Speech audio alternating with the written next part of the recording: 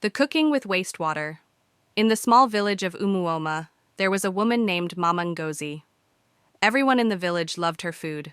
Whether it was jollof rice, egusi soup, or moi moi, her meals always tasted the best. People would say, "Mama Ngozi, what is your secret? Why does your food always taste so sweet?" Mama Ngozi would smile and say, "It is just love and experience." But Mama Ngozi had a secret. She never cooked with clean water. Instead, she used wastewater, water that had already been used for washing plates, bathing, or even from the dirty gutters. One day, her neighbor, Ikenna, became curious. He always saw Mama Ngozi fetching water, but she never went to the village stream like everyone else. Instead, she collected water from strange places, behind her house, near the rubbish dump, and even from the old clay pot where people threw away leftover water. "Something is not right," Ikenna said to himself. One evening, Ikenna decided to follow Mama Ngozi secretly. He hid behind a banana tree and watched her. She carried a big black pot and walked behind her house.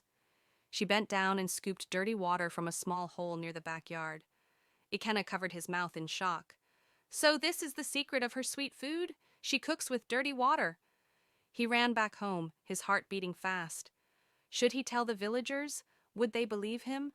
Ikenna could not sleep that night. He tossed and turned, thinking about what he had seen. How could Mama Ngozi do this? The entire village adored her food, and people even brought her special gifts just to taste her meals. He had to tell someone, but who? If he confronted her directly, she might deny it. If he told the villagers, they might not believe him without proof. By morning, Ikenna made up his mind. He would gather evidence. That afternoon, as Mama Ngozi prepared her famous egusi soup, Ikenna sneaked behind her house again. He crouched near the banana tree, watching closely. She scooped another pot of murky water, this time from a small hole near the rubbish heap. The water was dark, with tiny insects floating on the surface. Ikenna's stomach turned. "This is worse than I thought." He had to act fast. He picked up a small gourd, and, when Mama Ngozi went inside for a moment, he carefully scooped some of the dirty water into it. Then, he rushed to find the village chief. Chief Okorie was an old but wise man. He sat under the large iroko tree in the village square, discussing village matters with some elders. When Ikenna arrived, breathless and sweating, they all turned to him. "Young man, what troubles you?" the chief asked. Ikenna hesitated. If he was wrong, he would be shamed for accusing the most beloved woman in the village. But he had seen it with his own eyes. "Chief, I have something to show you," Ikenna said, holding up the gourd. "This is the water Mama Ngozi uses to cook our food." The elders gasped. "What do you mean?" one of them asked. Ikenna explained everything, how he had followed Mama Ngozi, how she collected water from dirty places, and how her food still tasted delicious despite it all. Chief Okorie frowned. "This is a serious matter," he said. "If what you say is true, we must see for ourselves." Without wasting time, the chief and the elders followed Ikenna to Mama Ngozi's house. When they arrived, she was stirring her large pot of steaming egusi soup, humming a song. She looked up and smiled.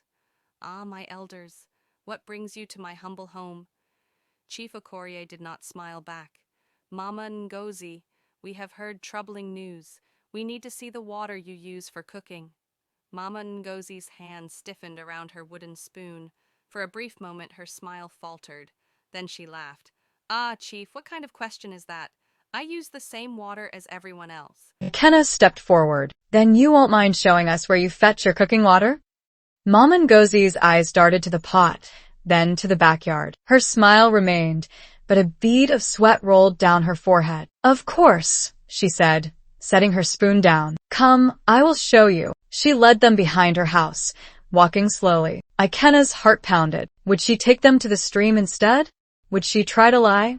When they reached the backyard, Mama Ngozi suddenly stopped. She turned to face them with a strange smile. "My dear elders," she said, her voice calm, "have you ever wondered why my food is the sweetest?" The villagers exchanged glances. Mama Ngozi bent down and, to their shock, she scooped up a handful of the dirty water and drank it. The elders gasped. "Mama Ngozi, What are you doing?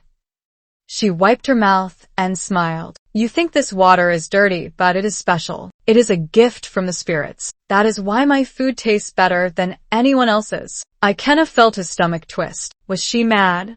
Or was there something more to her secret?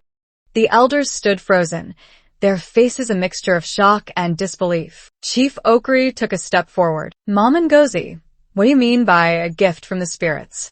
This water is filthy. It is dangerous. Mama Ngozi chuckled softly and gestured toward her pot of steaming egusi soup. You have all eaten my food for years, and never once has anyone fallen ill. Have you ever wondered why?